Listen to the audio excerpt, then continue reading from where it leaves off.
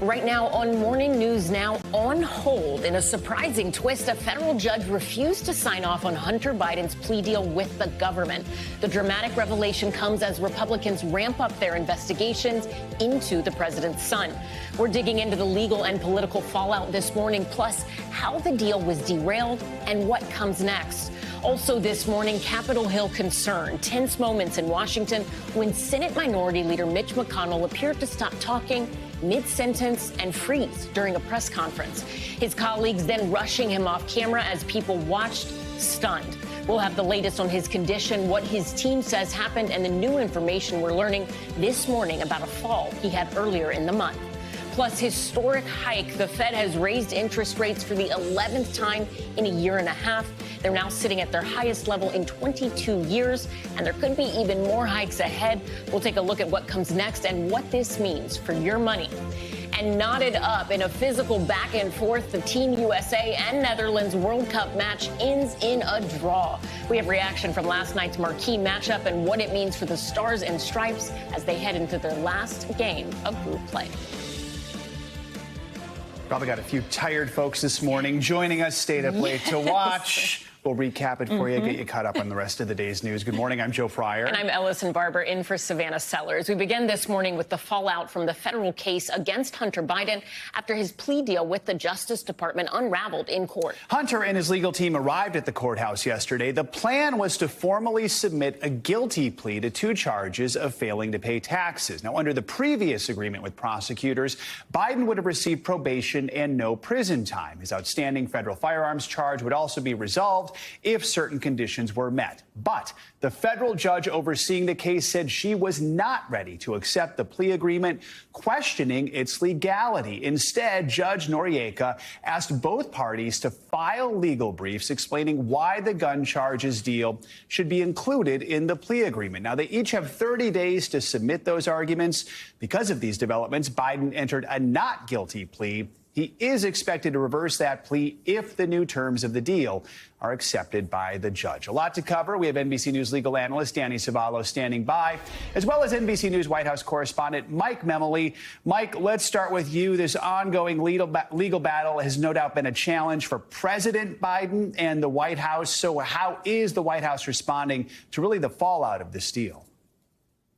Yeah, Joe, I was outside that courthouse all day yesterday. Quite a dramatic, unexpected series of developments. But as it relates to how the White House is responding, it's really been the status quo. You see White House officials emphasizing the same 2 things over and over again. The first, which is as it relates to the investigation into his son, but also to his potential political rival, Donald Trump. The president is not interfering whatsoever in any of the decisions being made about prosecutions at the Justice Department. There's an absolute firewall to assure the independence of the Justice Department in these probes. But specifically and unique, of course, to the investigation into his son, the White House continues to emphasize that he is looking at this only through the lens of a loving father. Take a listen to Karine Jean-Pierre yesterday addressing this while these proceedings were happening in Delaware. Hunter Biden is a private citizen, and this was a personal matter for him. As we have said, the president, the first lady, they love their son, and they support him as he continues to rebuild his life. This case was handled independently, as all of you know, by the Justice Department under the leadership of a prosecutor appointed by the former president, President Trump. Now, Joe, a reminder of what was so historic about this event yesterday. This was the first time a Justice Department was bringing charges against the child of a sitting president. And to really underscore that point, when you walked into the courthouse yesterday, when Hunter Biden walked into the courthouse yesterday, the first thing he saw on the wall to his right was a framed photo of his father, as is in every federal building across the country. So a really poignant moment, really, for anybody who was there yesterday. The other part we should note is that the president had no public events yesterday in which he could have been asked to respond to these developments. Today, he has several, so it is possible the president can engage on this question today. Danny, let's bring you in here and take a closer look at some of the decisions made by this judge. She focused on one crucial question, or seemed to rather, whether or not this deal would prevent Hunter Biden from facing any additional criminal charges, perhaps related to some ongoing investigations in terms of foreign lobbying. There was this moment where you had Hunter Biden's team saying our understanding of this deal is it exempts him from any of the legal woes that he could be facing. Prosecution saying, no, this just has to do with the tax charges and the gun deal, nothing else. So walk us through why you think the judge focused so much on that. She seemed to also have a lot of questions about what her role would be down the road. How did the parties agree on a deal if they didn't agree on the specific terms of the deal and they weren't even aware that they weren't in agreement? I've looked at the language of the pretrial diversion agreement, and I can see where the confusion came from.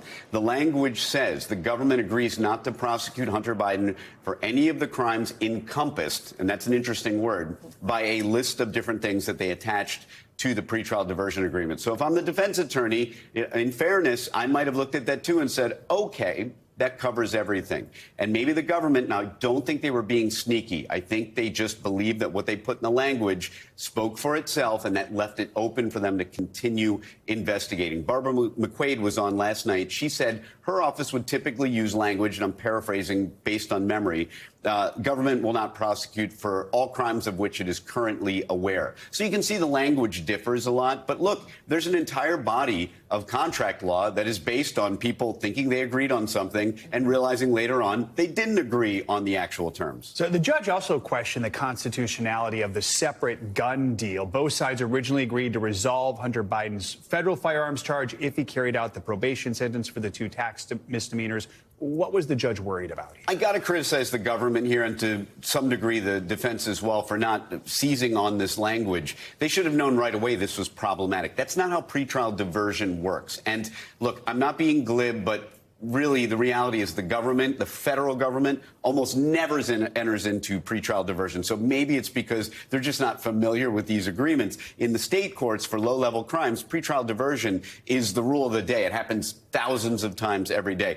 In the federal government, by contrast, there are many districts historically that didn't even have pretrial diversion. So the problem was that the admissibility and being able to stay in the program is entirely up to the government, the executive branch. The judge should have nothing to do with it. She was exactly right.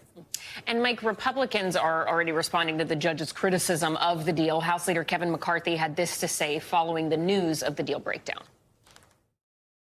You watched when the IRS spoke that they did the statute of limitations running out on the most serious tax provisions with the Biden family. During that talk, they said the Biden family was willing to waive that. So I'd like to see the Biden family waive and not worry about the statute of limitations and look at everything just like every other American would have to do. There shouldn't be 2 justice systems in America, and hopefully today that's what's being done. So, Mike, what does this mean for ongoing investigations into Hunter Biden and the pressure it could have on the president? Yeah, I think the political pressure is only going to ramp up because of this. The White House was clearly poised yesterday for a pivot point. They were ready to hopefully have this in the rearview mirror so they could then make an argument, as we started even to hear from White House officials, that while Republicans were focused on attacking the president's family, he was focused on doing what was right for American families, focused on his agenda, not on this. So one of the primary criticisms Republicans have been lobbying about this case was that there seemed to be some preferential treatment of the president's son. If this had been an open and shut proceeding yesterday without any complications, it would have underscored that it was just business as usual. But the fact that there were so many complications only gives fuel to Republicans to continue to make this argument that there is special treatment here, not just of the president's son, but of his potential political opponent again. And so that's going to only inflame these Republican probes. All right, Mike Memoli, Danny Cevallos, thank you both. A scary moment during a press conference on Capitol Hill when Senate Minority Leader Mitch McConnell suddenly stopped talking mid-sentence for almost 20 seconds. Let's watch that moment. Well, good afternoon, everyone. We're on a path to finishing the NDA this week. It's been good bipartisan cooperation and a string of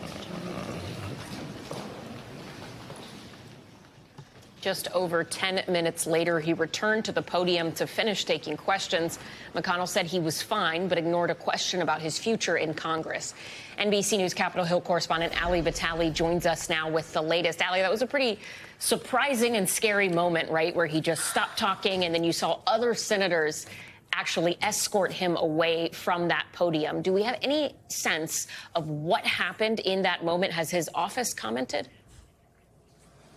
Yeah, it was a really scary moment on Capitol Hill. This is a press conference that Senator McConnell does with reporters weekly. We see him there. Typically, you have to talk a little bit more loudly to have him hear your questions, but it is typically a pretty rampant Q&A. Yesterday, though, of course, we watched the way he trailed off and really froze for just under 20 seconds during those remarks. An aide to McConnell has since told us that during that time he felt lightheaded. He, of course, then walked back to his office, felt better, and came back out and took questions from reporters. In the words of one McConnell aide, they said that Q&A was sharp. And in McConnell's own words, he told reporters yesterday, "I'm fine." So McConnell did return to the podium shortly after. Do we know if he plans to return to work today? And how have his fellow lawmakers reacted to that moment? Yeah, I think that's a really good question, and we have every indication that he will be back at work today. But you can't look at this most recent moment without looking at what's happened over the course of the last few months. Back in March, you'll remember, Senator McConnell fell as he was leaving a fundraiser here in Washington, D.C. That fall at a hotel resulted in a concussion and some fractured ribs. He was out of Washington and out of the Senate for several weeks at that point. And he is someone who has long struggled with his gait, specifically as a polio survivor. And that's one of the things that we've long known about the senator. But of course, there have been questions privately from some of his colleagues about how he's doing. Nevertheless, in public, at least, here's Speaker McCarthy, who met with him yesterday after that incident. Watch. There was no concerns about his health in the meeting. That wasn't that much long after. No, it was a normal meeting that we've always had. I think we also have to point out here, as Speaker McCarthy is saying, he felt no qualms about Senator McConnell during that meeting that he had with him yesterday.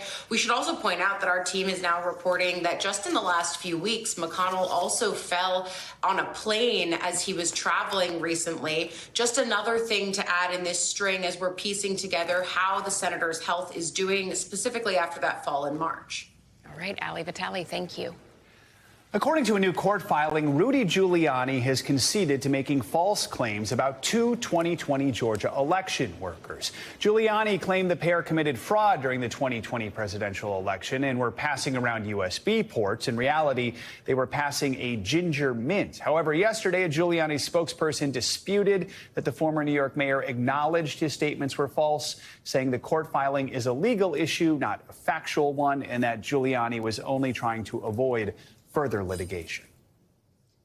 Turning to the economy now, as expected, the Federal Reserve has raised interest rates by 1/4 point. The interest rate now stands between 5.25% and 5.5%. That's its highest level in more than 2 decades. But Fed Chair Jerome Powell noted there is still some way to go to bring inflation down to where they want it. We have been seeing the effects of our policy tightening on demand in the most interest rate sensitive sectors of the economy, particularly housing and investments. We remain committed to bringing inflation back to our 2% goal and to keeping longer-term inflation expectations well anchored. Reducing inflation is likely to require a period of below-trend growth and some softening of labor market conditions. For more on this, we're joined by Investopedia's editor-in-chief, Caleb Silver. Caleb, good morning. Okay, so we heard Powell say below-trend growth. Let's interpret that. What does that mean? Does that mean there needs to be some pain in the economy? What's your reaction? Yeah, he's talking about growth being moderate, not modest now, which is an improvement from the last meeting. The 1/4 point hike was expected. They are trying to bring inflation down to 2%. We're at 3%. If you strip out food and gas, we're closer to like 4.8%. So we expected the 1/4 point hike. What we didn't expect was this waffling about what happens next. And he was very, very uncertain about what happens next. He kept saying data dependent. If you had a quarter for every time he said data dependent, you'd be very rich today. How far are we from the ceiling here? I mean, what hurdles are in front of us before we can hit that 2%? Yeah, well, we still have inflation in food and in shelter, so those prices are high. But if you look at the housing market, that's been absolutely frozen. Why? Because as the Fed has raised rates as aggressively as it has since 2001, the 30-year mortgage, most popular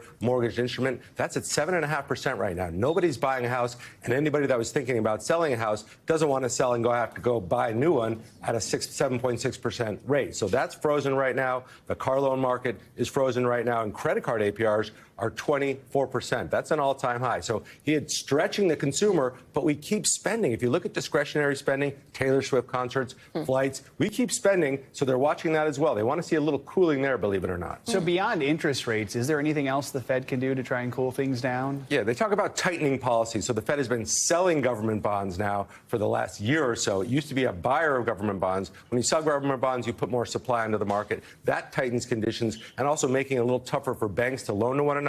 That's going to pull back spending by banks, borrowing by consumers and businesses. They'll try that as well, but we'll see what happens at the next meeting in 6 weeks. So for people who are listening this morning and thinking, OK, what does this mean for me and how I plan to pay my bills? What do they need to know? For those that have fixed mortgages, you don't have to worry about it. But if you're thinking about making a big purchase, you're going to want to wait a little longer, at least past the next Fed meeting, to see if any of these interest rates come down. Most people that own a home in this country have a rate that is below 6%, so that housing market's going to stay put. But if you have a floating interest rate on a credit card or a student loan, that could keep rising as the Fed keeps interest rates here or maybe raises them again in the next meeting. All right, Caleb, thank you so much as always. Appreciate it. Thanks, Caleb. A sweltering heat wave impacting millions of Americans this morning. Let's get a check at your Morning News Now weather. I feel like we've said that before. Joining us now, meteorologist Angie Lastman's here tracking it all. Hey, Angie, good morning. You know what, guys? I think maybe in a couple months we'll be missing this heat when, I don't know, temperatures are falling for the fall and then eventually the winter. So let's just reflect on how warm it is. Now, we do have the heat alert, so there is dangerous heat in place for a lot of places across the country. 143 million people impacted by this heat and under alerts. It includes places like Phoenix, Kansas City, Minneapolis, Indianapolis, and up and down the East Coast, too. Washington, D.C. to New York, Boston, Norfolk, all going to deal with really oppressive and uncomfortable heat throughout the day today and potentially extending into the next couple of days. So here's the afternoon highs that we're expecting. Parts of the Midwest will hit the low 90s. Places like Chicago, the heat index will hit 95 degrees this afternoon. Minneapolis, a lot warmer than that. High 90s for the actual temperature, and then it'll feel like those triple digits. And triple digit feels like temperatures extending into St. Louis, Dallas, Jackson, Birmingham, all these places that have already been dealing with the really uncomfortable conditions. And that does include parts of the Northeast as well. New York headed to 94 degrees today. That's a little bit of an improvement from what we originally expected for today's afternoon high. But still, you add the humidity in there, and we're talking triple digits. Looking ahead to your Friday, rounding out our work week, and not much of a change as far as temperatures across the Midwest, still ranging into the 90s and feeling like the triple digits, and across parts of the Northeast, high 90s for Washington, D.C. tomorrow. If you have Friday plans, your feels like temperature during the warmest part of the day could hit 109. So taking it slow, making sure you're getting that extra water, all those same tips and tricks that we've been saying for weeks now. You're going to want to continue those right into the end of the week and into the weekend. When we look ahead to the next couple of days, it does look like Saturday, Sunday, Monday kind of moderates out for parts of the Midwest, but we keep that warmth and those really above normal temperatures going well into the first half of our weekend in the Northeast and in New England, and we will eventually see temperatures kind of end up back to where they should be by the time Monday rolls around. That is not the case for the Southeast, though. Expect these triple-digit actual temperatures to stay for places like Tulsa through the weekend into early next week. Atlanta, same for you guys. Folks will end up into the high 90s for folks there. So, guys, no relief in sight just yet for parts of the Southeast, and that goes for the Southwest, too, unfortunately. Yeah, not looking forward to the next few days. All right. So pack a water bottle and just hang tight for a beat. All right, Angie Lawson, thank you so much. Coming up, mental health matters, but when it comes to tackling those difficult issues, some minority groups can face unique obstacles. We're digging into the disparities and what's being done to address them. But first, actor Kevin Spacey walks out of a London courtroom after being found not guilty of sexual assault. His reaction to the verdict next.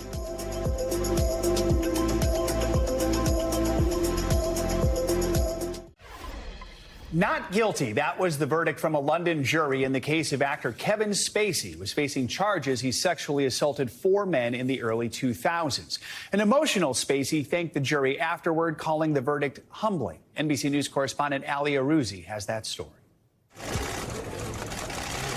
It was a verdict Kevin Spacey was waiting for, hoping for. A UK jury finding the Oscar winner not guilty of multiple counts of sexual assault. I am humbled by the outcome today. An emotional Spacey seen wiping a tear off his face as the not guilty verdict was read out in court. Acquitted on 9 counts related to sexually assaulting 4 men between 2001 and 2013. I'm enormously grateful to the jury for having taken the time to examine all of the evidence and all of the facts. The actor attending every court day where prosecutors painted a picture of Spacey as a sexual bully who delights in making others feel powerless and uncomfortable. All 4 of his accusers, who under British law allows them to remain anonymous, testifying in court. One of them accusing Spacey of sexually groping him on the way to Sir Elton John's gala, but the singer would later testify on Spacey's behalf, claiming that year he did not attend the party. The acquittal, a sigh of relief for the actor best known for Oscar-winning performance in American Beauty, and the Netflix hit House of Cards. One heartbeat away from the presidency, not a single vote cast in my name. Who also faced dozens of accusations of sexual misconduct, including one in 2017 at the start of the Me Too movement, from the Star Trek Discovery actor Anthony Rapp. Rapp lost the civil case against Spacey last year in New York, accusations that Spacey has denied over the years. Since the flurry of accusations, Spacey has largely stayed out of the public eye, except to occasionally release videos of himself as his House of Cards character.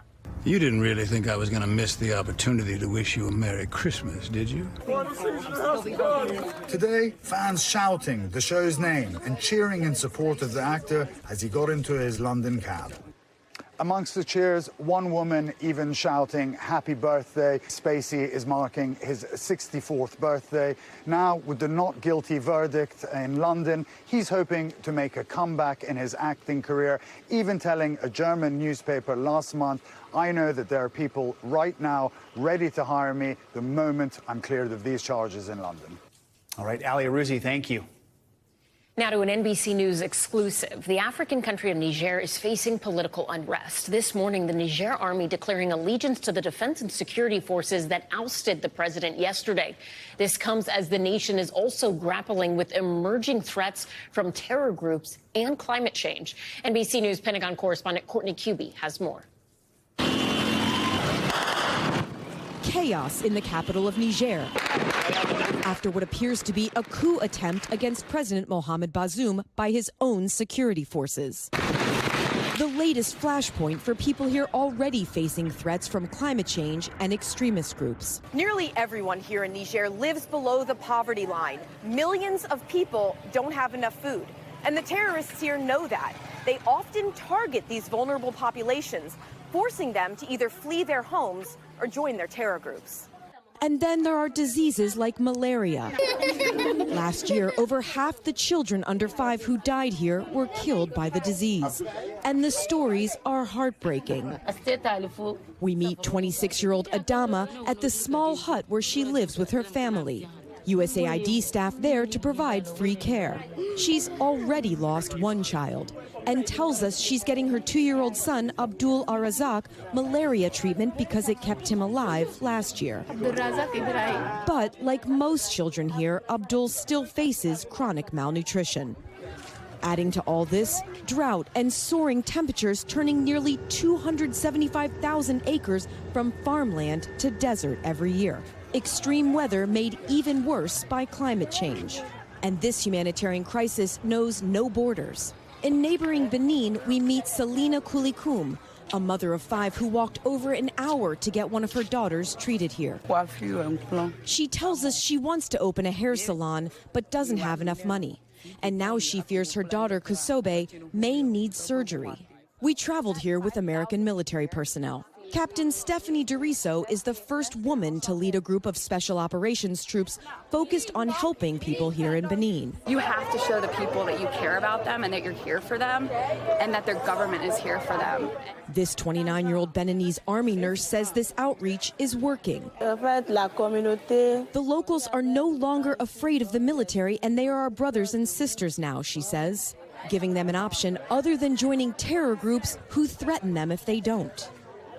Bringing together the military and civilians with the same goal. It's helping provide much needed resources to these populations in rural areas. That was Courtney Kuby reporting. Meanwhile, the United States is calling on the Presidential Guard to release the president there. They say he is still detained. More international headlines now. President Putin is looking to increase Moscow's influence this morning. Claudio Lavanga joins us now from Rome with that and a whole lot more. Good morning, Claudio. Good morning. That's right. Russia's president is hosting a two-day summit of African leaders in St. Petersburg. Now high up on the agenda at the summit are talks on the war in Ukraine and food security, especially after Russia's decision to withdraw from an international grain deal.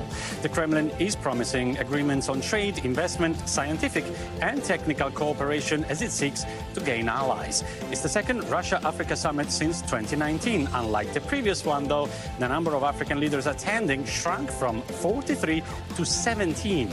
The Kremlin accusing the West of influencing on the attendance. Now to Cambodia, where the Prime Minister Hun Sen, one of the world's longest-serving leaders, is stepping down. He said his eldest son, Hun Manet, will be taking over the position on August the 10th. The announcement came 3 days after his party won once again all seats at an uncompetitive election. Hun Sen has been Prime Minister of Cambodia since 1985. Although stepping down, he will retain leadership of the ruling Cambodian People's Party. And we end up in Paris, where a new iconic Olympic torch has been revealed. A unique torch with sleek look designed by Mathieu Lanner. The torch is inspired by the themes of equality, water and peacefulness. It will be the first torch in the history of the Games to be used for both the Olympics and Paralympics. The flame is due to reach the Olympic cauldron in Paris on July the 26th, 2024. Joe, Allison. All right, for the opening ceremony. Looking forward to it. Claudio, thank you so much.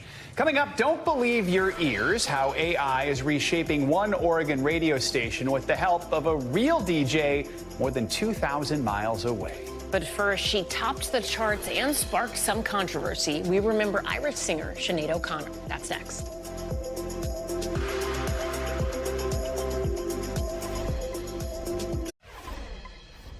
We're back now remembering the life and career of Irish singer Sinead OConnor. Her family announced her passing at the age of 56. The cause of death is not yet known.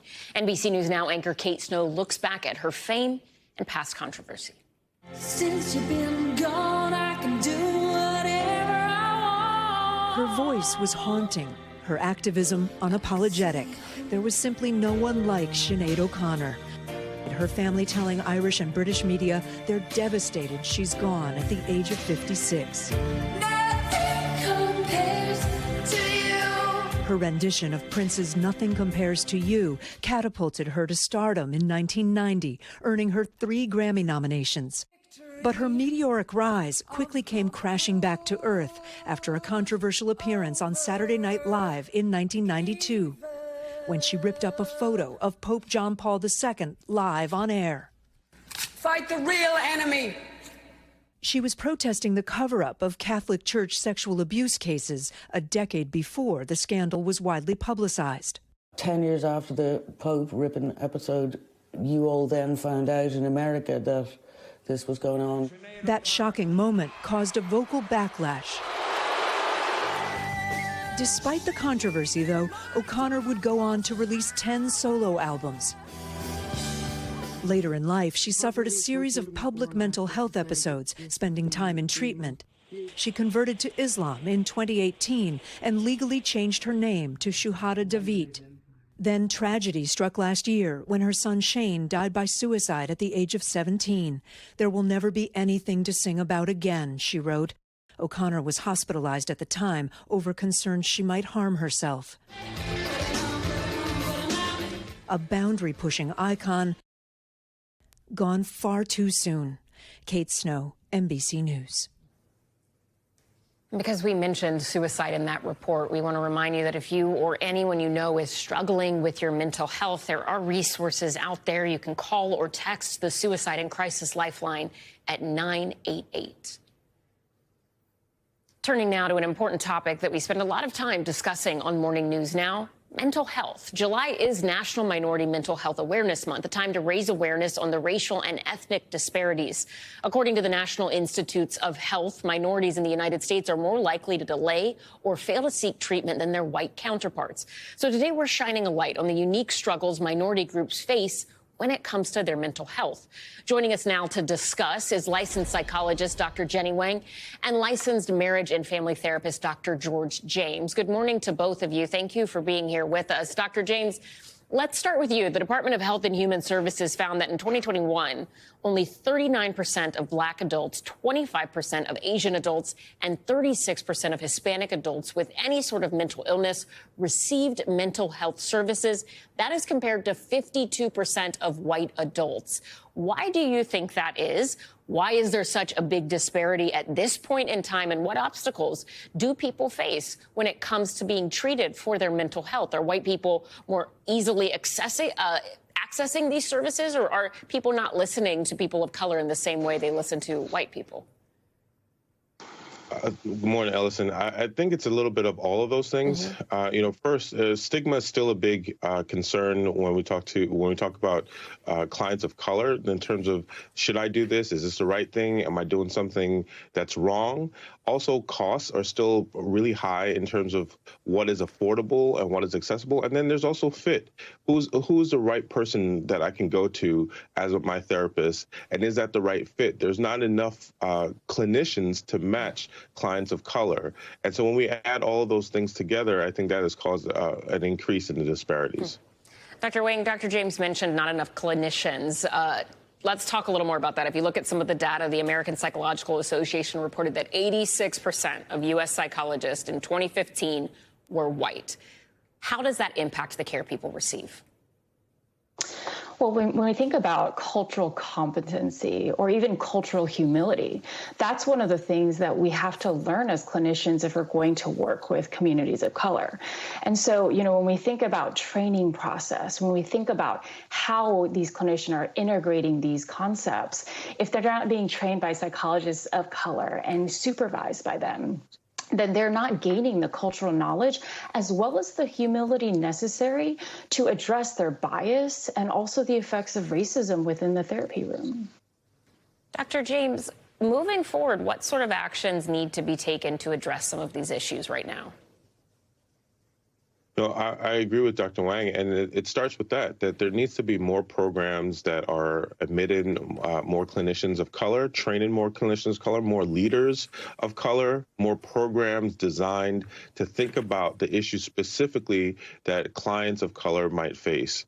And in addition to that, being able to think about what does compensation look like, how we lower costs for those who want service, but also still compensate those who are providing the services, because those disparities can continue to cause issues. And then being able to have folks who are influencers, I'm not talking about just TikTok or so forth, but people in the community, people that people respect, to show up and say that therapy is important. Dr. Wang, what advice do you have for people who might be struggling with their mental health but feel like they look at the doctors available to them in their communities and don't see themselves represented and feel like, how could that person help me? Where should they go to look for resources to get the help they need? Absolutely. A lot of clinicians have actually created databases or directories. So, for example, Latinx Therapy, Loveland Foundation, Therapy for Black Girls, Asians for Mental Health, Asian Mental Health Collective. They all have compiled directories of self-identified clinicians of color. And so these are ways where people can see that we exist, we are out there, and we are waiting to serve our people. Dr. Jenny Wang and Dr. George James, thank you both for what you do and for being here with us this morning. We really appreciate it. Thank you. Coming up, back from the brink, how artificial intelligence is being used to help get one major city back on its feet. That's next.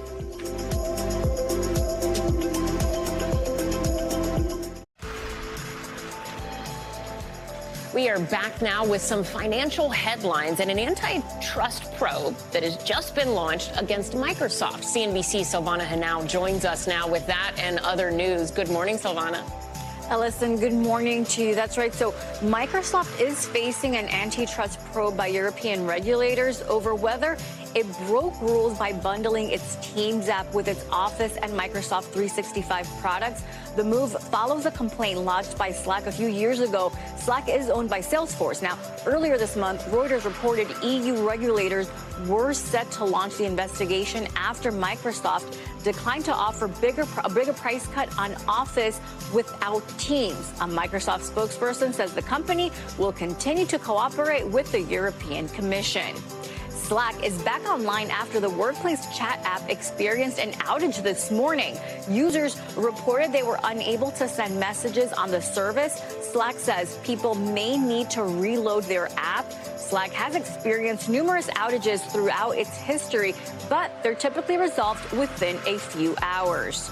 Tesla is under investigation by California's Attorney General over safety issues with its autopilot system and complaints about false advertising. CNBC has learned a customer and former Tesla employee are among those who've been contacted by the AG's office. An autopilot, which is Tesla's advanced driver assistance technology, has been the subject of numerous probes over the years. It's also faced criticism that its name implies it has more capabilities than the system can actually deliver, Ellison. All right, that Slack outage had to have heads cut off running around like crazy in this building. Oh, here too. All right, Solana, thank you so much. We appreciate it.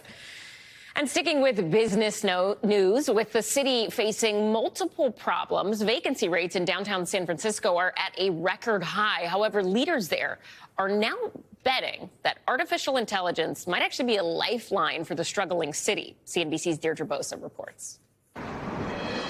While the Golden Gate Bridge may be the most recognizable image of the city by the Bay, San Francisco today struggles with scenes of empty storefronts, homelessness, and theft.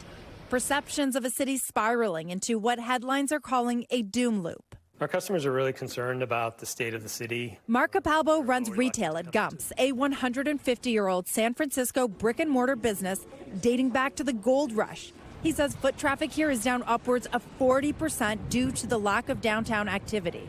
When you walk into our financial district, and it's still pretty much a ghost town, that has a huge effect on our business. Gumps is now trying to avoid the fate of numerous retail businesses that have given up on San Francisco's downtown. Commercial vacancy rates are at a record high, nearly 1/3 of offices empty. This used to be the city's most vibrant shopping center, but now it is row after row of closed shops. Since 2019, nearly half of all stores downtown have moved out, and no one's rushing to fill the space. But just across town, a fresh energy and a hope that a new tech boom driven by artificial intelligence is helping bring San Francisco back. We have hundreds of people who actually work in this office. Scale AI, with 600 employees, is a decidedly San Francisco-based company. CEO Alexander Wang says he needs to be here and wants to see his staff in person. Why build a company in San Francisco? This is where the innovation is. By being in San Francisco, by being in the Bay Area, we really get to support the innovation ecosystem as it's all happening. It's also where the money is. In the first quarter of the year, nearly half of all funding for artificial intelligence startups worldwide went to San Francisco-based firms. The city's mayor recently declaring San Francisco the AI capital of the world. What makes it the AI capital of the world? The 20 largest companies in the world, 13 are in the Bay Area and 8 are in San Francisco. Why do you think they're here? Because this is where the talent is. Much like the tech giants of Silicon Valley created a boom in the Bay Area, what some now call Cerebral Valley is starting to bring new companies and people into San Francisco neighborhoods and offices. Not that the mayor is relying on industry alone. Downtown can be something that we can reimagine. We have to dream big. We have to think of what's possible. And San Francisco has always been the place to push the envelope and push for what's possible. Businesses old and new are banking on it. For NBC News, Deirdre Bosa, San Francisco. A toxic algae bloom is poisoning sea lions up and down the California coast. Experts say it's the worst outbreak of illness they have ever seen. NBC News correspondent Steve Patterson got to ride along with the group racing to save the animals before it's too late. Almost as soon as a new day dawns, the calls start flooding in. On the shoreline, a female sea lion. There's our animal right there. Rescue workers from Southern California's Marine Mammal Care Center on the hunt for a distressed sea lion. This stranded female, one of hundreds afflicted with domoic acid, a neurotoxin eating away at her brain, causing confusion, aggression, and in many cases, death. We should probably prepare for capture. With concerns about her well-being and the safety of beachgoers after several reports of aggressive behavior, the team decides to make a move. They are not out to get us. They don't want anything to do with us, but they need help. For months, teams like this have been overwhelmed with dozens of daily calls reporting sick or dying marine life. Hundreds of sea lions and dolphins washed up on beaches, poisoned by a toxic algae bloom outbreak called pseudonychia. This algae gets eaten by the fish, and then the sea lions and the dolphins will eat this fish, and then the toxins build up in their system and can lead to all sorts of issues. Scientists say while blooms of this nature can be common, an outbreak like this has never spread so wide for so long. Officials estimate more than 100 dolphins and several hundred sea lions have been killed by the bloom. It's something we've been following for weeks. And behind me, another dolphin washing up on shore. Researchers rushing here to collect samples, to take measurements, and to wait for those lab results. At the Marine Center in San Pedro, California, room is well over capacity. How does this year compare to years previous? The worst we've seen, period. Not only the scale and the scope of the bloom itself out in the ocean, but the impact on our marine wildlife. Here, workers scramble to treat dozens of infected sea lions, quarantined in cages, including sick mothers who can no longer feed their pups. And what did you do to your chin? Head veterinarian Dr. Lauren Palmer is leading the charge, caring for that rescued female found on the beach. It's been a severe one for us. It's definitely tapped all of our resources. With a worsening climate and an El Nino year making conditions worse, she's worried that what was once an unusual crisis will now become an annual event. My fear would be that they are more frequent, that they might be of greater intensity or longer duration. Steve Patterson, NBC News, San Pedro, California. Coming up, Dutch deadlock in the most anticipated game of the World Cup. Team USA and the Netherlands came up even. We're breaking down the match and what it means for the Stars and Stripes with only one game left in group play. That's next.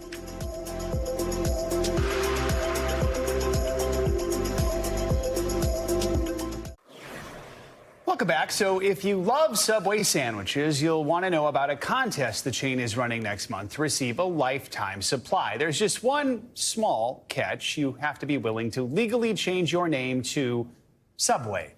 Once a winner is picked, they will get legal expenses paid to cover the name change, which they must prove within 4 months to claim the prize. Oh, and according to the fine print, a lifetime of free Subway actually means $50,000 worth of gift cards. Last year, one fan got subs for free after getting a giant Subway tattoo across the top of his back. I don't think I'd even do that for ice cream. No, not Definitely for not me. a sandwich. So, no. But more power to you. If it was free Subway rides, like in New York City Subway, like I might consider you would get it. Subway tattooed. I mean, for maybe. Subway rides. I mean, I take the Subway every day, so maybe. $50,000 But sandwiches, no thank you. Okay, turning to the World Cup now, and it was a pretty frustrating night for Team USA against the Netherlands. Yeah, the team battled back from a goal down to at least salvage a 1-1 tie against the Dutch in what was a feisty repeat of 2019's final. Speaking after the match, Team USA's goal scorer, Lindsey Horan, said the team worked hard to rescue a point. We're happy that we came back and at least got a goal. I think we always want to go out and we want to win the game, and I think you did see the momentum shift in the second half and what we came out to do. I think a lot of the first half we were fighting for the ball, we were running a lot, and the momentum wasn't going in our favor. So halftime we made a few switches, we changed a little bit. For more on this, let's bring in Mike Wise. He is a sports journalist and author. Mike, good to have you with us. So it was kind of a tough night for the defending champs. What's your assessment? Should Team USA feel disappointed with the result? Grateful they pulled out a tie? Well, it reminds me of the Olympic basketball, the men's Olympic basketball team for years. Do you remember how often every time there was a close game, people thought that American basketball had gone back to the dark ages. I think this is the same thing with the women's soccer team. Think about this. They had not been trailing at halftime in a match since 2011. So whereas there's only 3 starters and 3 players back from the 2019 team, you also have like a world that's essentially getting tired of getting beat by the U.S. and getting a little bit better. And so I think this is an adjustment period. I wouldn't be worried if I was a major sports fan of American soccer in this country. But I'd also have a little cautious optimism because the last time they tied, I think, was 14 matches ago. Well, Mike, let's listen to a little of what we heard from the coach of the women's soccer team last night. Let's listen and we'll talk after. It was a difficult match, as you said, and even though it didn't finish the way we wanted to finish, I thought it was a very good match for our team, especially for a group of young players. I think that we're just going to get better from game to game, and we're gonna be a lot more efficient as well. So look, Mike, you know what the critics are saying. They're saying it has been a pretty slow start and that it's not just this game. They're also looking back to that first game against Vietnam where they're saying it was 3-0 and the U.S. really should have easily defeated them and maybe scored a whole lot more. Do you agree with what the coach just said about expecting the team to improve? Is this going to be an arc, if you will? Well, they better, because he's in a no-win situation. They have to make the final for him to keep his job. That's how competitive and how I guess U.S. soccer in the women's game has become top of the world. I think that, look, they're missing Mallory Swanson, who was one of the best players. She'd be starting if she wasn't injured. A lot of the team has become younger, less experienced in World Cup action. They've got Portugal left. They're definitely going to get out of their group. I look for them. Spain and Germany are definite threats to the World Cup title. They could dethrone the U.S. But other than that, I don't see them getting beat. All right, Mike Wise, helping break it down for us. I'm sure we'll talk with you often over the next few weeks. Thanks for joining us this morning. Yeah, Joe, Ellison, have a great morning. Thanks, Mike. All right, and finally at this hour, a Portland, Oregon radio station has a new DJ named Ashley Z. But get this, she does not require any breaks or time off. That is because Ashley is AI generated, as you say, as NBC's Noah Pransky tells us, she's using the voice of another DJ hundreds of miles away. All right, spot the difference between this voice. Hi, it's Ashley Z on Live 95.5. And this one. Hey, Portland, it's AI Ashley on Live 95.5. AI Ashley is the newest radio voice in Portland, Oregon. And she's artificial, a product of Radio GPT, the voice cloning cousin of Chat GPT. Only from Live 95.5. She sounds pretty similar to the real thing, Ashley Z, but the station isn't trying to fool anyone. We wanted to make sure that we were always transparent, saying, okay, when she's Ashley Z, she's going to say, hey, it's Ashley Z. And when it's AI Ashley, she will always address herself as AI Ashley. The purpose? Pick up hard-to-cover shifts and bring Portlanders breaking news whenever Ashley Z, who lives in Michigan, is unavailable. There's 2 different ways you can have AI Ashley on the air. There's one where I write verbatim what I want her to say. And then there's another back-end way where I just say, all right, here's the kind of copy points of what I want Ashley to say, and it runs itself. They say listeners have been cool with it, but their peers? Not so much. We've gotten a lot of pushback and concern from the radio industry more than anything else, because they're very, concerned, and rightfully so, with AI and their jobs. One report from Goldman Sachs estimates that generative AI systems like this one could affect 300 million jobs around the world. Companies will eliminate jobs with AI if they can. But the real Ashley Z isn't worried. I know that I'm good at what I do. I know that I love what I do, and I want to do things better than maybe we have been before. And I think that this is an opportunity to do that. We're not going to, replace Ashley with AI Ashley. She's just an extension of the brand.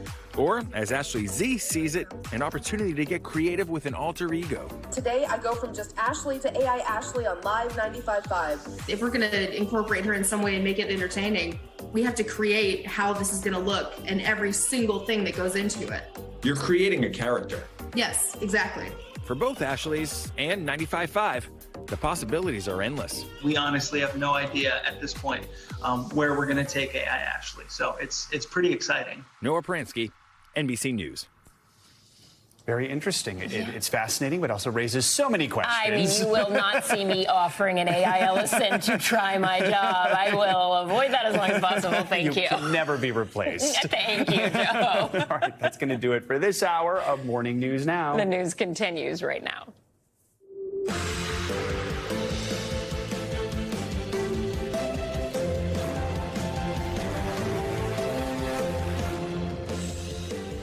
Good morning. Glad to have you with us. I'm Ellison Barber in for Savannah Sellers. And I'm Joe Fryer. Right now on Morning News Now, Hunter Biden's legal troubles not over this morning. That government-backed plea deal fell apart in court yesterday, upended by a Trump-appointed federal judge who refused to accept it. We've got much more on why she put the deal on pause, plus the legal and political fallout of that unexpected move. Health scare. This morning, the health of Senate Minority Leader Mitch McConnell is back in the spotlight.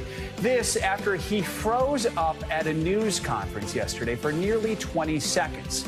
We'll have more on his condition and the previously unreported fall that McConnell took earlier this month, which we're just learning about now.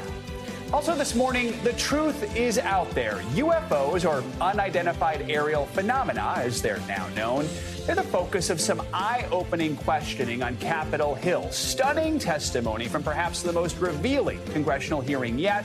Lawmakers trying to get to the bottom of what the U.S. actually knows about all those unexplained sightings. We've got all the big revelations later in the hour. And all tied up, it was a World Cup nail-biter last night with Team USA and the Netherlands leaving the pitch with a dramatic draw. We've got all the highlights and what's next for the two-time defending champions. Good to have you with us. We're going to begin this hour with new details in the federal case against Hunter Biden, who has now entered a not guilty plea following a dramatic 3-hour court hearing yesterday. Yeah, so the judge overseeing this case refused to accept the plea deal between the Justice Department and Hunter Biden's legal team, saying she had concerns over its constitutionality. The agreement initially had Biden pleading guilty to 2 charges of failure to pay taxes. In exchange, he would be sentenced to probation and serve no jail time. Now Biden's future remains in limbo as his legal team races to defend the plea deal. NBC News Capitol Hill correspondent Ryan Nobles has the latest. As it stands right now, Hunter Biden has pleaded not guilty to a series of tax charges after a plea hearing designed to settle a plea arrangement with the government went wildly off the rails. It's led to a new round of legal problems for Hunter Biden and, by extension, more political problems for his father. Hunter Biden was hoping his legal problems were coming to an end, but a judge in a Delaware federal courtroom had other plans. Mary Ellen Noriega, a Trump-appointed federal judge, refused to accept the plea arrangement agreed to by federal prosecutors and Biden's lawyers, telling the lawyers, quote, "I'm not in a position to accept or reject this plea agreement, so I'm going to defer it." It was a stunning turn of events. Both sides were expecting Biden to plead guilty on 2 misdemeanor tax charges and agree to a diversion program to avoid a separate gun charge. But the judge had issues with the parameters of the proposed deal. She also pressed prosecutors to reveal that their investigation into the president's son wasn't over, asking U.S. Attorney Leo Wise, "Is there an ongoing investigation?" To which Wise responded, "Yes, there is." The two sides not on the same page for what the plea deal would mean for Biden's legal future. At one point, Biden's attorney walking up to the prosecution table, saying he thought everything had already been agreed to, and then threatening to, quote, "rip it up." Eventually, they agreed the deal would only absolve Hunter of legal issues between 2014 and 2019, and only on drug, tax, and firearms charges related to the specific gun in question. meaning Biden's business deals, which Republicans continue to probe, are still a possible avenue for future federal charges. There shouldn't be two justice systems in America. Under any circumstance, it means that Hunter Biden continues to be a political headache for his father, and Republicans are still leaving the door open to launch an impeachment inquiry. It doesn't impact my investigation because the Department of Justice and FBI haven't done a darn thing to help me. And it is a topic the White House refuses to engage on. The president, the first lady, they love their son, and they support him as he continues to rebuild his life. This case was handled independently. The judge told the legal teams in court yesterday that she was concerned that the plea arrangement they'd worked out did not meet constitutional muster. She's given them 30 days to work out a new agreement that she can feel comfortable signing off on. Until then, this case is headed to trial. Ryan Nobles, thank you. Let's bring in NBC News legal analyst and former federal prosecutor Glenn Kirshner for more on this. Glenn, good morning. So let's start with the confusion over these future legal cases against Hunter Biden. Why are future charges or the potential of future charges so important in a plea agreement like this? Hey, Joe, it's an important development because ordinarily when a defendant goes in and has an agreement with the prosecution to resolve his or her criminal matters, it ordinarily resolves everything that is outstanding, everything the prosecutors might be involved in investigating. Not always, but typically that is the case. So I think the reason this guilty plea hit some roadblocks or some sort of bumps in the road is because the prosecution and the defense sort of mixed legal apples and oranges. They said Hunter Biden will plead guilty to some misdemeanor tax charges, which is entirely ordinary, somebody going into court and pleading guilty. But he's going to enter what's called pretrial diversion on a gun charge. Now, importantly, the Department of Justice rules and procedures say pretrial diversion is perfectly fine for certain gun charges, like the one Hunter Biden is accused of, but not if you brandish or use a gun. So because they mixed these two things, it seems like the judge still had some questions that she wanted answered and gave them another 30 days to iron out the wrinkles. I suspect they will iron out the wrinkles. They will go back in. And ultimately, this guilty plea is likely to be accepted by the court. So there were no cameras in court. We were all kind of wondering what is going on in there. And we learned both the prosecution, Biden's team, they took 3 separate breaks to try and hash out an agreement in real time. Is something like that common, especially if you don't end up salvaging a deal in that moment?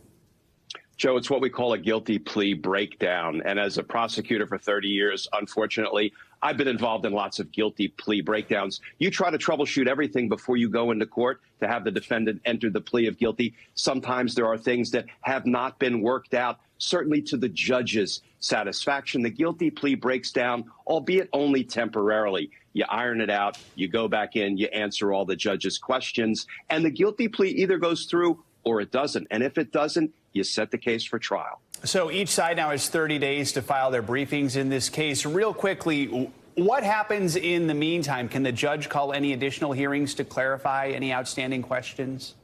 Yeah, great question. The judge could, but I don't expect the judge will. The judge gave them 30 days to work out the kinks in the agreement. I suspect they will do that, and they'll give it another go, probably 30 days down the road. I don't expect the case will be up in court over the course of the next 30 days. All right. Glenn Kirshner, as always, appreciate your expertise. Thanks so much.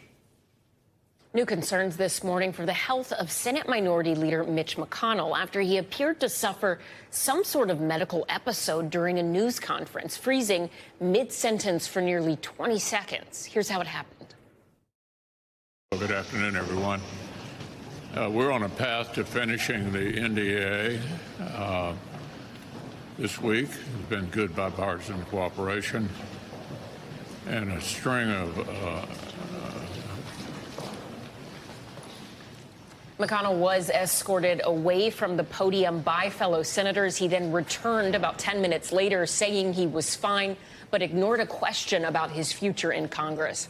NBC News senior Capitol Hill correspondent Garrett Haake joins us now with the latest. Garrett, good morning to you. So tell us what we know about this. This was a scary moment. Do we know how the senator is doing this morning? It was a scary moment, Ellison, and the senator took pains at several other opportunities later in the day to tell reporters he was fine, but didn't give any other details about exactly what happened or about what the condition might be here. His staff said that he was lightheaded in that moment and sort of redirected reporter questions to note that he did come back to the podium, answer questions, and seemed mostly fine in that setting. It's just worth keeping in mind the context here. Obviously, McConnell's 81 years old, and he did suffer a concussion earlier this year that was serious enough to keep him out of the Senate for 6 weeks of recovery. So it's the kind of thing that you're just going to continue watching very closely. Senator McConnell reportedly spoke to President Biden after this incident. Do we know what was discussed in that call? We don't have a lot of details here, but McConnell tried to laugh the whole thing off. He said that the president had called him to check in on him after presumably watching the clip, and that he joked with the president that he had been sandbagged, a reference to Joe Biden falling on stage recently after tripping over a sandbag. That's a lot of what we're used to seeing from McConnell in these kinds of situations where he deflects more serious questions with humor to basically try to avoid giving a more substantive answer. Garrett, you have some exclusive reporting on a recent incident that happened at a Washington airport. Take us through that. And big picture, when we're looking at these health issues that McConnell has had, is there concern in the Republican conference about his ability to do his job? I wouldn't go as far as to say there's concern, but there's certainly discussion about it. The idea that McConnell is not as on top of his fastball necessarily as he used to be, and that's expected for an 81-year-old leader. Now, as for this fall at DCA that we were reporting this morning, this happened about 2 weeks ago after McConnell was on a flight that then got canceled. He was coming back up the jetway, and according to two sources familiar with the incident, including one who was on the flight, he basically wiped out on the jetway and had to be helped back up. Look, McConnell is a polio survivor from when he was a kid. He has always had kind of a hard time navigating stairs and crowds. But these increasing reported instances of falls are certainly concerning for a man of his age. And one of my sources indicated that he's now been using a wheelchair more in crowded places like in airports to avoid that possibility. Obviously, McConnell has been key in so many of the big political debates of the last decade or more. He's a key, weirdly, a key partner for Joe Biden in the sense that he's been very focused on money for Ukraine, which not a lot of other Republicans are. So his standing in the Senate at the top of the Republican Party in the Senate is going to be just a very important political development to watch out for over the next year and a half or so. All right, Garrett Hake with some new reporting and very important context. Thank you so much. You bet. Turning now to that fiery crane collapse in Midtown Manhattan. Around a dozen people were injured after a construction crane more than 40 stories high caught fire, then collapsed to the street below. Now, the collapse happened at the beginning of rush hour Wednesday morning. Officials say it could have been a lot worse. NBC News correspondent Kathy Park joins us now with the latest on this. Kathy, good morning. Hey, Joe, good morning to you. Witnesses on the ground here yesterday initially heard a loud explosion followed by tremors, and that's when panic began settling in. With little warning, mangled metal and 16 tons of concrete came crashing down from this 45-story building behind me. And as you can see, roads are still blocked off this morning, and the cleanup is still very much underway. This morning, investigators in New York City are trying to figure out what sparked a fire on a construction crane, leading to a slow-motion disaster more than 40 stories up. Witnesses capturing the sky-high drama, the metal boom snapping, followed by the crane striking a neighboring building as debris crashed to the ground below. Now, Sinead, it's a 550 10th Avenue. Reporting a crane on fire. I see the hopper coming down with full concrete, big explosion, started running. I thought it was another terrorist attack or something. Eldridge Smith was on the 27th floor across the street when... And all of a sudden, I heard kaboom, and all of my windows in my apartment shook. In all, a dozen people injured, 3 firefighters and 9 civilians. Fire officials say all of them are expected to recover. The frightening scene unfolding in one of the busiest corners of Midtown Manhattan, just blocks from Times Square. This could have been much worse. We are extremely fortunate, number one, that we were not during the busy time of the day. Authorities say the crane operator had been lifting a 16-ton load of concrete when he saw the flames and tried putting them out himself. When that didn't work, he had to leave. I told the guys that's a bad sign. If he can't extinguish it, he's the only one that could do it at that point. He wasn't able to, so the best thing he did was exit. While rare, crane collapses in Manhattan have taken a deadly turn, including one in 2008 that killed 2 construction workers on the city's Upper East Side. And more recently in 2016, when a collapse in Lower Manhattan killed a pedestrian. Just a reminder of the danger that so many people are willing to put themselves through. So let's never forget, especially for the men and women who are literally out there building these. And back here in Midtown Manhattan, officials believe that the initial fire that was sparked likely weakened the cabling on the crane, which led to the collapse. But, Joe, all of this is still very much under investigation right now. All right, Kathy Park in Manhattan. Thank you so much, Kathy. And we're turning back to those extreme high temperatures that have been plaguing parts of the country for weeks now. The heat is now headed east, and Boston is the latest target, with the West finally getting a break from those dangerous highs. NBC News correspondent Kristen Dahlgren joins us now from Boston, Massachusetts, with how that city plans to beat the heat today. Hey, Kristen. Hey there, Ellison. Well, as you can see, a bunch of people out here early getting in their exercise before temperatures really heat up. These temperatures are going to be no joke today. A major East Coast power grid operator has already declared a level 1 emergency because there are so many people using air conditioners at this point. Officials say calls to 911 go up 15 to 20% during a heat wave. So now is really the time to get your plan in place to stay cool today.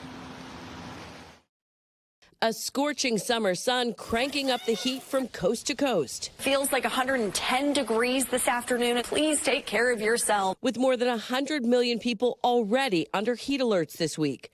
But now that major meltdown is spreading across the country, with records falling in Corpus Christi, Albuquerque, and Phoenix, which just suffered through its 27th straight day of temperatures at or above 110 degrees.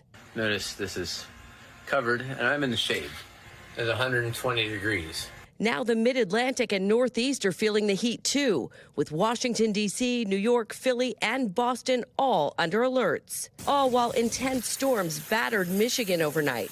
These beachgoers had to run for cover from torrential rain and high winds. And with just 5 days until the calendar flips to August, forecasters predict Las Vegas could record its hottest July ever, while there's no break from the stifling heat in the heartland. Keep reminding everybody to stay hydrated. Organizers and farmers at the Bremer County Fair in Iowa using powerful fans and plenty of water to keep visitors and livestock safe. For anyone outdoors, extreme caution is key. You want to try and seek out the shade whenever possible, limit your sun exposure. Experts say as we overheat, blood rushes to our skin, making it crucial that we do whatever we can to keep it cool. If we can cool our skin down, even with things like damp rags, we can often mitigate some of the effects of the heat. All right, so I've got my fan, my mister out here trying to stay cool. Boston's also going to have 64 splash pads open today, as well as 15 cooling centers. This here is one of them. Nobody coming in yet, but they are expected later today, Allison. All right, I will be ordering my own fan soon. Kristen Dahlgren, thank you so much for that. We appreciate it.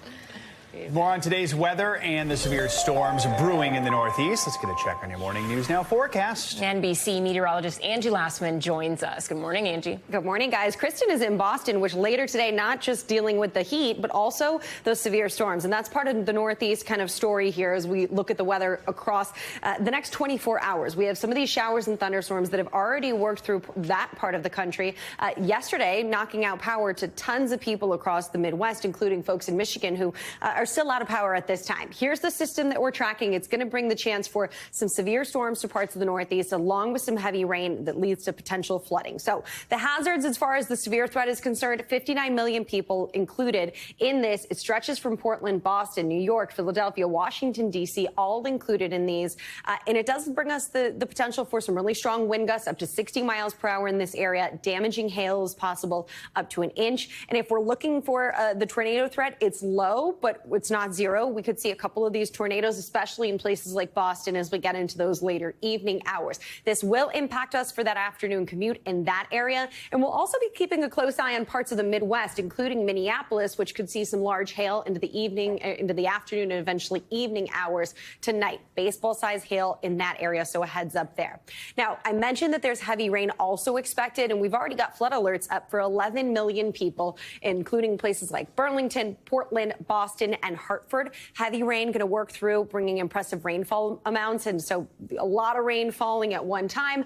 No surprise that we have those flood alerts in effect, and you can see some of the heavy rain already working into places like Maine, New Hampshire, and Vermont at this hour. So as we continue through the day, picking up additional rainfall, not just stretching across the Northeast and New England, which could see maybe an inch or an inch and a half in some of the highest amounts, but also places like Green Bay, Minneapolis, Milwaukee, and the west side of Michigan could see that additional rainfall as well.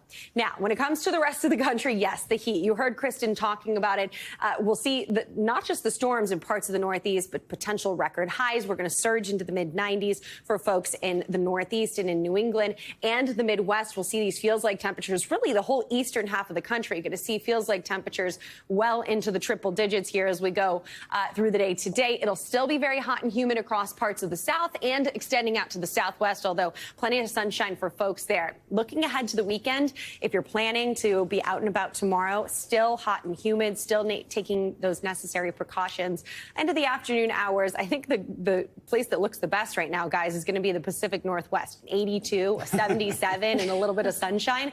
Sounds good to folks right now, I'm sure, and we'll go into the weekend more of the same with those storms lingering for the Northeast and the heat, of course, sticking around for a little while. It's hot here, and then I think you and I are going to D.C. for Saturday today, where it's hotter. Yes, we need that personal fan. Yes, Kristen has. with the mister. Can we get a big one? Is there a big one? Yeah. All right. Thanks, We could all Angie. use it. There's everything online. Amazon. Thank you, Angie. All right, coming up on this hour of Morning News Now, we're going to take a closer look at the lasting wage gap that many black women still face in the workplace and what some major companies can do to pick up the slack. But first, we're watching the White House this morning, where President Biden is set to host Italy's far-right prime minister. Expected to be on the agenda, China and the war in Ukraine. We're going to take you inside the Oval Office next.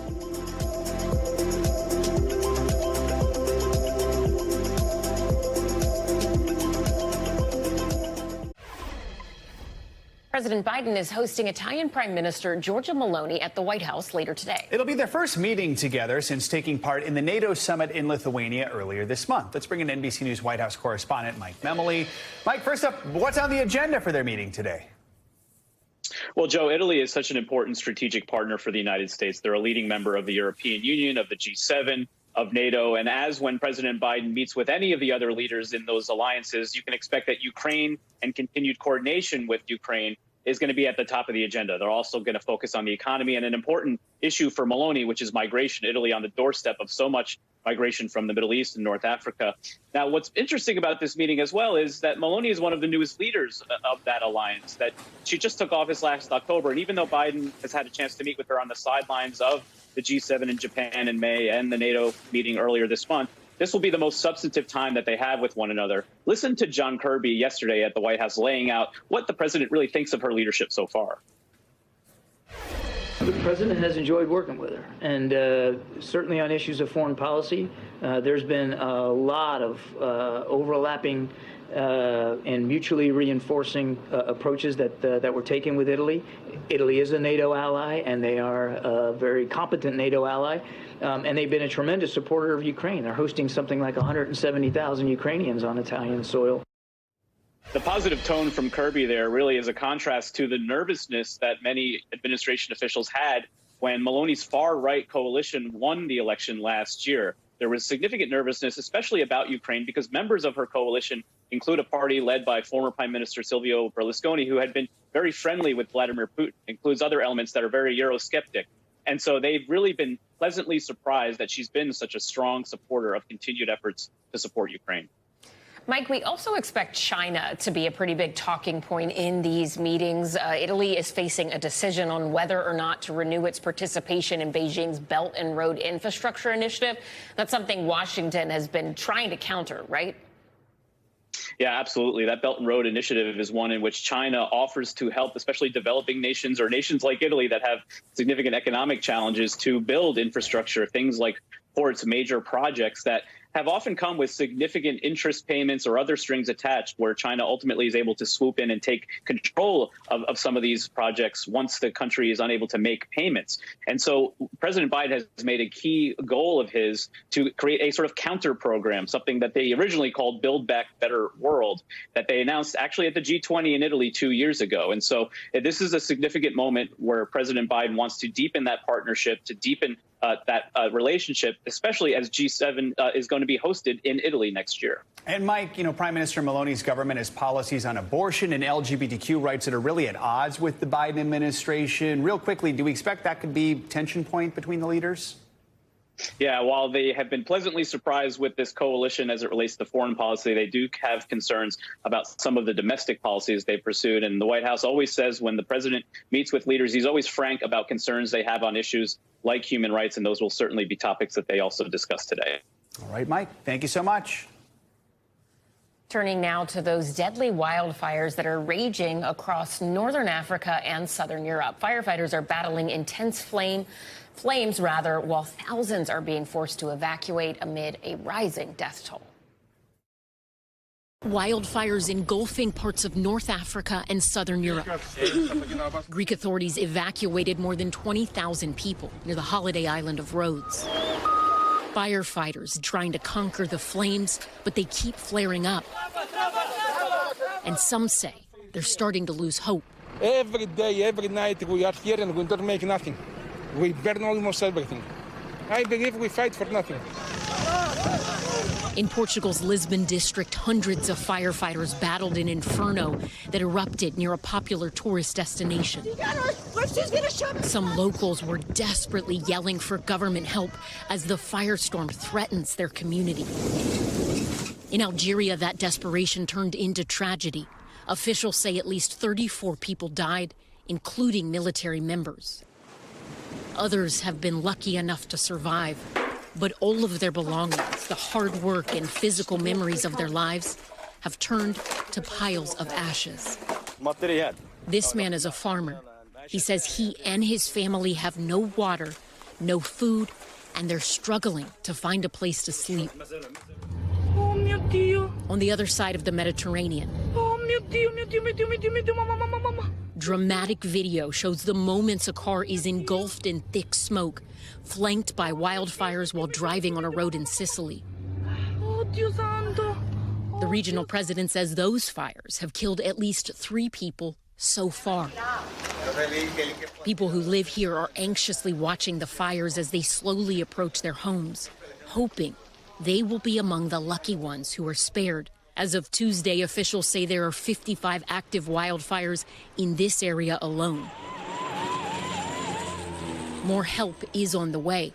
The European Union plans to buy 12 new firefighting planes so they'll be better prepared to fight flames fueled by climate change. The situation that we see in Southern Europe shows that we are in the climate crisis. It's already here. It is not unexpected. But for some, it is not soon enough. All the islands burn. We lost our island, our beautiful island. We don't have anything now. Really, we don't have anything. And in Greece, it's not just the islands that are suffering from wildfires. On the mainland, authorities there have also issued evacuation orders in areas threatened by spreading fires. More international headlines now. North Korea's leader is hosting a personal tour for a Russian official. Claudio Lavanga joins us now from Rome with that and more. Good morning, Claudio. Good morning, guys. That's right. The leader of North Korea, Kim Jong-un, was seen showing off the country's military weapons, including banned ballistic missiles, to Russia's defense minister, Sergei Shoigu. But now it's a rare visit by a Russian defense minister to the isolated state, the first since the fall of the Soviet Union. Shoigu and a Chinese delegation arrived in North Korea this week for the 70th anniversary of the end of the Korean War, celebrated as Victory Day. The visit provides a show of solidarity by the three countries united by their rivalry with the U.S. Now we go to India, where Prime Minister Narendra Modi is to face a no-confidence vote in Parliament over the violence happening in the state of Manipur. Opposition leaders have been demanding Modi to address the ethnic clashes, which have been happening since May. At least 130 people have been killed and thousands displaced due to the violence. This is the second time that Mr. Modi's government is facing a no-confidence motion since it came to power in 2014. And we end up here in Rome, where archaeologists have discovered the ruins of Emperor Nero's ancient theater. The Imperial Theater was referred to in Roman texts, but never found until now, just steps from the Vatican. Officials say this is believed to be where Nero rehearsed his poetry and musical performances. Archaeologists have been working on the site since 2020. The area will be covered for protection and the Grand Palazzo and garden restored to its original grandeur. But part of the building, guys, and listen to this, will be turned into a Four Seasons hotel. Back to you. As I'm sure the emperor would have wanted. Yeah. All right, Claudio, thank you so much. Coming up, is the truth really out there when it comes to those unidentified aerial phenomena? After the break, we have got more on yesterday's revealing congressional hearing on the unexplained, including an alleged cover-up by the Pentagon. That's next on Morning News Now.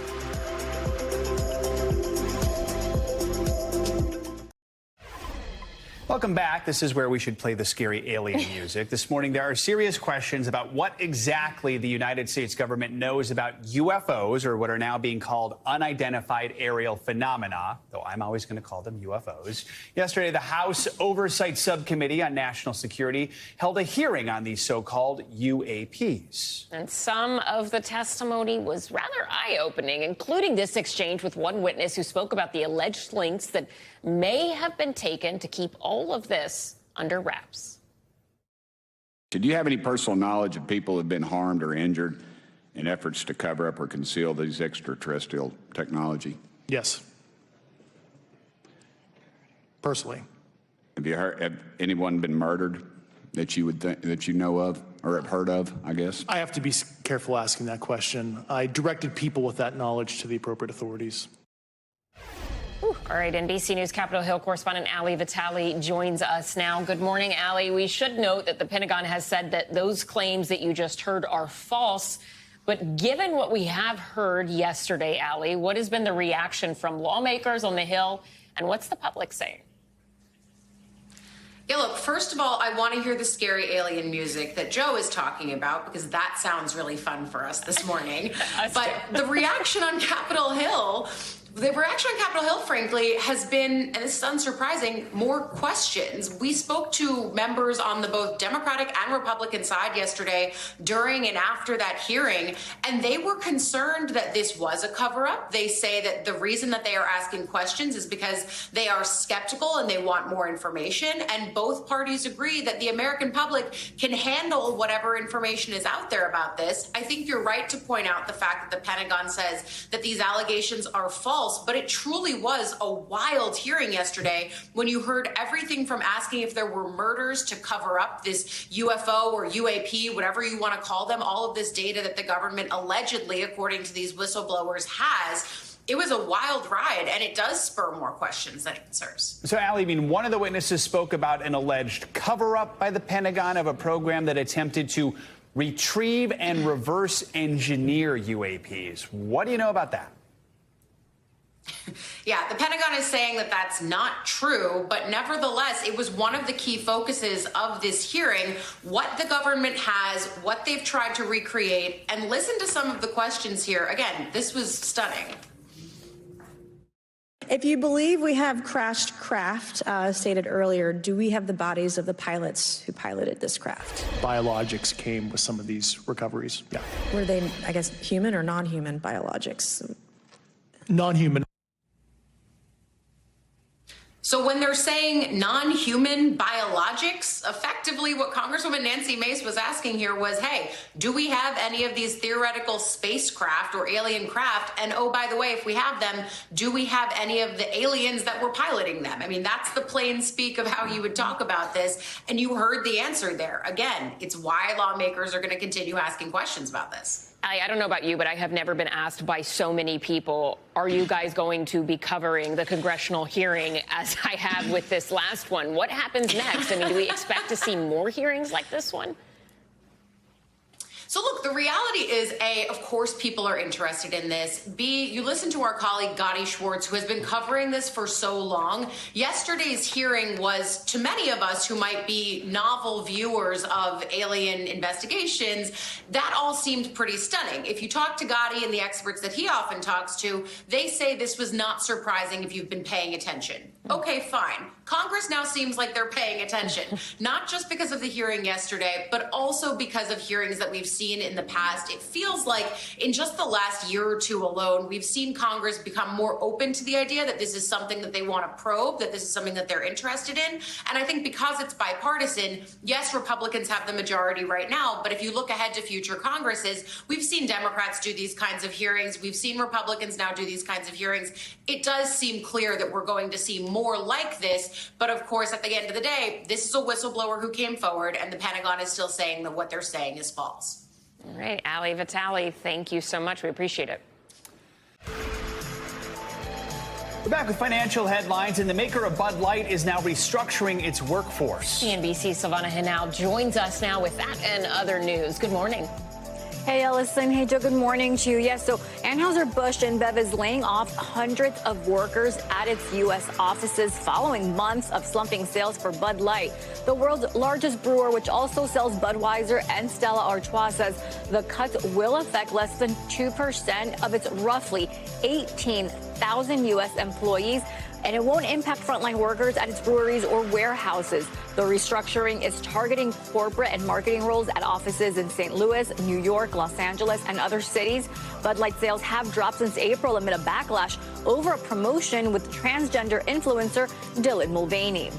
Netflix is reworking its partnership with Microsoft for its cheaper ad-supported subscription plan and is also cutting prices. Netflix launched the $7 a month plan last year as a way to attract more customers. It chose Microsoft as its tech and sales partner. The Wall Street Journal reports Netflix is now restructuring the deal to reduce the amount of revenue it guaranteed due to slowing growth for the ad-supported tier. Netflix has also held talks to sell ads through other partners. And after nearly a year of testing, Microsoft's new Xbox Home experience is now available to everyone. An update to the Xbox interface is rolling out to all Xbox Series X and Xbox One consoles. It will now give you more space for backgrounds and quick access to the Xbox Store, search, and settings. Once you receive the update over the next few weeks, you'll be able to customize the options to exactly how you want them, guys. All right, Savannah, thank you so much. You got it. Today is Black Women's Equal Pay Day. According to census figures, Black women are only paid about 2/3 as much as white non-Hispanic men are paid for doing the exact same work. Today's date is meant to reflect the extra days Black women must work to catch up and to start conversations about how to close the gap. Think about it. We are at the end of July here. Tiffany Aliche of Budgetnista joins us now. She is a financial educator and author of the New York Times bestseller, Get Good with Money. So glad to have you with us, Tiffany. First of all, tell us more about the wage gap here, its impact on Black women, and what are the biggest causes of these huge differences? Well, thank you for having me. And yes, the wage gap unfortunately still persists, especially among Black women and non-Hispanic white men. Currently, according to the census from 2022, Black women, it is costing Black women about $19,000 a month. This wage gap, which is about $22,000 a year and over $900,000 over a 40-year career span. So it's an expensive gap, especially for Black women. Why is a day like this so important, not just for people who are directly impacted by this, but for everyone to pay attention to and understand what is happening? Because when Black women are underpaid, it is also reflective of other groups being underpaid. And also, too, there's a study that shows that there is an increase of Black women starting their own businesses like me, about 164% the increase since 2007. So that means that Black women are leaving the workforce and saying that if I'm not going to be paid well, I'm going to figure out a way to pay myself. And when there's a lack of diversity at companies, the companies suffer financially as well. What are some ways that companies or government leaders can work to close this wage gap? Are we seeing those things happening? Well, we've seen bills proposed, like the Paycheck Fairness Act, which would update the Equal Pay Act of 1963. This would make it illegal to retaliate against coworkers who would share their what they're being paid with other coworkers. This would also make it mandatory for companies not to base your current salary or what they're going to offer you based upon what you've made before, and make you codify who you're paying, how much, what their race is, and what their gender is to make it equal and fair. So that's been proposed and has not been passed yet. Also, too, the minimum wage can be increased. Black women and Hispanic women are largely underpaid, and raising the minimum wage to $15 an hour would significantly affect that population. Tiffany, what is your advice for people who might be experiencing this wage gap and they know it in the workplace? For, say, a Black woman who knows she's not getting paid what she should be paid, how do you approach that with a boss? And for other coworkers, particularly white coworkers, how can they step in and do their part to help? Truthfully, you're going to have to find an ally. You're going to have to find an ally who is not a Black woman. Certainly you want Black women allies, but an ally that is willing to share what they're making and to see if it lines up with what you're making based upon how long you've worked, what your educational history is. And hopefully that ally can band together with you to say, well, this is not fair. I myself have experienced time and time again being underpaid as a speaker, and I found an ally who was white or non-Black and asked what we paid. And they shared, and that's enabled me to negotiate for more. Tiffany Aliche, thank you so much for joining us to talk about this important topic. We appreciate your advice, too. Thank you. Thank you for having me. It's a family reunion 3 sisters will never forget. That is because they're triplets who were actually separated at birth and met each other over a decade after they were initially split up. Today's show anchor Hoda Kotb spoke with them women about their journey since being reunited and the unbreakable bond they have now. Triplets Ricky Jump, Kendall Scavo, and Julianne Scavo are sisters and best friends. I think I really lean on both of them. It's the closest we've ever been. The 3 have such an inseparable bond. It's hard to believe they were actually separated at birth. 32 years ago in Colorado, their biological mom, Kathleen, and her husband, Lee, used a sperm donor and became pregnant with triplets. But the couple had to make a tough decision. They decided to put 2 babies up for adoption. They were not well off financially. And again, my mom was 100% deaf, so that further complicated the situation, made both of them believe that they wouldn't be able to raise 3 children successfully. Kathleen and Lee raised Ricky, while Julianne and Kendall were adopted as twins by Tina and Ken Scavo, who live 40 miles away. Ricky grew up knowing she was a triplet, but Julianne and Kendall had no idea they had another sister until their parents gave them a special Christmas gift when they were 8 years old. They had told Kendall and I that they had one present left for us, and it was the kind of present that could not be wrapped in a box.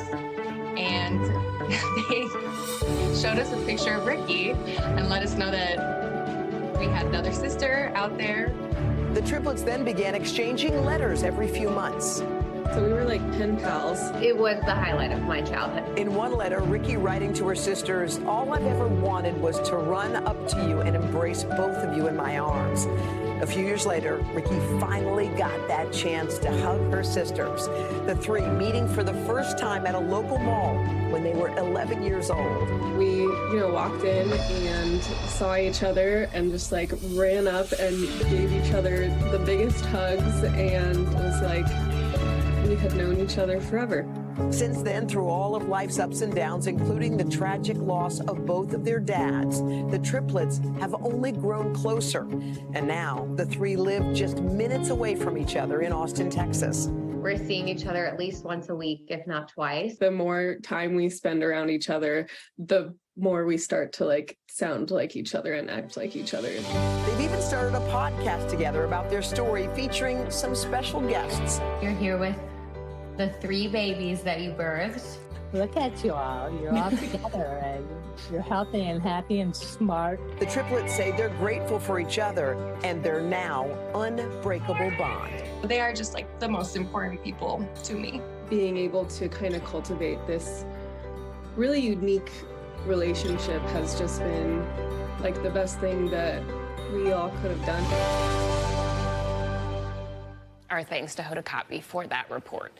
Coming up, there was a whole lot more World Cup action last night with Team USA leaving the pitch with a draw against their 2019 rival, the Netherlands. Of course, we've got all of the highlights and what is next for the defending champs after this. You're watching Morning News Now.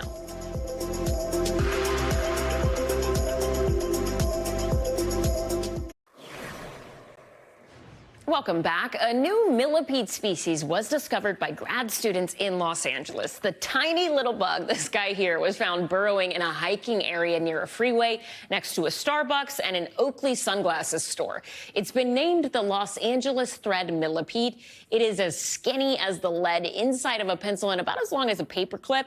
It has nearly 500 legs, glassy skin, and these horn-like antennas that replace eyes.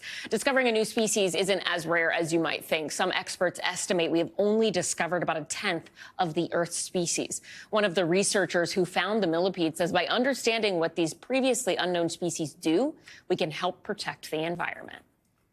And we have a cool new millipede, so that's fun. All right, finally this hour, Team USA's women battled back from a goal down to earn a hard-fought tie against the Netherlands in the World Cup. It is a score that leaves Team USA needing a positive result against Portugal in the final group game to guarantee advancing to the next round. NBC News foreign correspondent Molly Hunter has more from Wellington, New Zealand. Yeah, it's still a party here in Wellington, New Zealand, even though the U.S. didn't quite get the results they wanted. 1-1 against the Netherlands. Of course, they knew this was going to be a tough match. It was a really physical match. The only goal came from co-captain Lindsey Horan in the 62nd minute, a header. Really great goal. I actually had the chance to speak with Horan right after she came off the field. Take a quick listen to what she told me. Well, the ref was taking way too long. I just wanted to go back to it. I think a little moment of, you're heated on the pitch, competitive. It's my teammate back in Lyon. We go at it all the time anyways. That's how it should be. That's football. Now, certainly a lot of room still for improvement for this team, but I'm actually going to show you around a little bit. We are in one of the fan zones. Every host city has one, and everywhere we go, we find American fans. We found these American fans all the way in Wellington. Guys, what did you think of the Netherlands game? Maybe mom first. It was awesome. I mean, Horan and that clutch goal, that was it. And then she came running over to our side where we were. It was awesome. So this is Renee, Cassidy, and Nicole, sisters, mother. Yes. Okay, great. What did you think of that? The momentum being in the stadium, the momentum really picked up in that second half. It really did. And after the goal, it was just amazing. Were you guys hanging around a lot of American fans and everyone? Yes, we had a lot of them. We actually met at a place called The Shed and walked with thousands of American Outlaws. Yes, American Outlaws. Yes. Nicole, what's the vibe being here? What's it like being so far away from home but with so many American fans? So far away from home, but everyone comes together. It's really nice to see even the support from the other fans and interacting with the other fans. But when you come, definitely a bucket list item. To see that goal happen right in front of you, I'll never forget it. Okay, so 1-1, not the result we were looking for, but we still believe? We still believe. We still believe. Okay, so it is still group play. That means no knockouts yet. A lot will depend on the scores of the next games. The U.S.'s next game, though, is against Portugal next week. We'll be back in Auckland for that. But for now, we're going to hang out with some U.S. fans, have some fun, even though it wasn't quite the result they wanted to. I'll send it back to you. Molly, thanks so much. That does it for this hour of Morning News Now. The news continues right now.